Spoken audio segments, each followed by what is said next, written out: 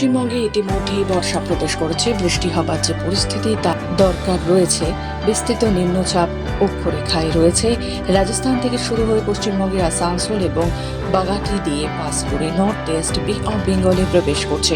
এর ফলে ভারী বৃষ্টিপাত না হলেও বর্ষার বৃষ্টিপাত হবে।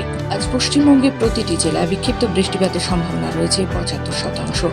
পুরুলিয়া, বাঁকুড়া, দুই বর্ধমান, ঝাড়গ্রাম, ওয়েস্ট মেদিনীপুর এই জেলাগুলিতে 50% থেকে 75% পর্যন্ত বৃষ্টিপাতের সম্ভাবনা রয়েছে।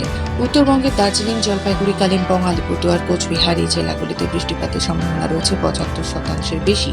পশ্চিমবঙ্গের বাকি জেলাগুলিতে 50% থেকে 75% বৃষ্টিপাতের সম্ভাবনা রয়েছে।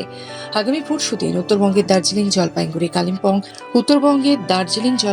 কালিম্পং, আলিপুরদুয়ার, কোচবিহারে 9 তারিখ বৃষ্টিপাতের সম্ভাবনা রয়েছে 75%। ফেয়ারলি ওয়াইড স্প্রেড আছে, কিন্তু বাকিগুলিতে স্ক্যাটার। সেগুলো হচ্ছে বর্ধমান, বীরভূম, মুর্শিদাবাদ এবং নদিয়া, এগুলিতে ফেয়ারলি ওয়াইড স্প্রেড হওয়ার সম্ভাবনা আছে। বাকিগুলিতে আপনার স্ক্যাটার রেনফল আছে। আচ্ছা, 11 তারিখ এবং 12 তারিখে উত্তরবঙ্গের সব জেলাতে ওয়াইড স্প্রেড, দক্ষিণবঙ্গের সব জেলাতে ফেয়ারলি ওয়াইড স্প্রেডের রেনফলের সম্ভাবনা আছে।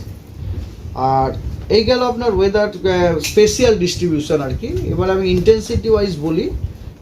যেমন আজকে আপনার অত্যধিক ভারী বৃষ্টি এবং ভারী থেকে অতি ভারী বৃষ্টির লাল সতর্কবার্তা দেওয়া হয়েছে উত্তরবঙ্গের 5টি জেলাতে।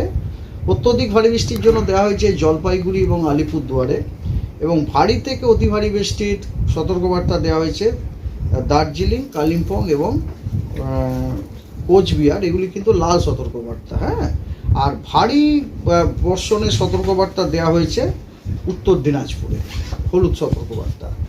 আর দক্ষিণবঙ্গে বজ্রবিদ্যুৎ সহ বৃষ্টির সতর্কবার্তা দেওয়া হয়েছে বীরভূম, মুর্শিদাবাদ, নদিয়া, 2টি 24 পরগনা, এমনকি আমাদের কলকাতাতেও আছে, হাওড়া এবং মেদিনীপুর।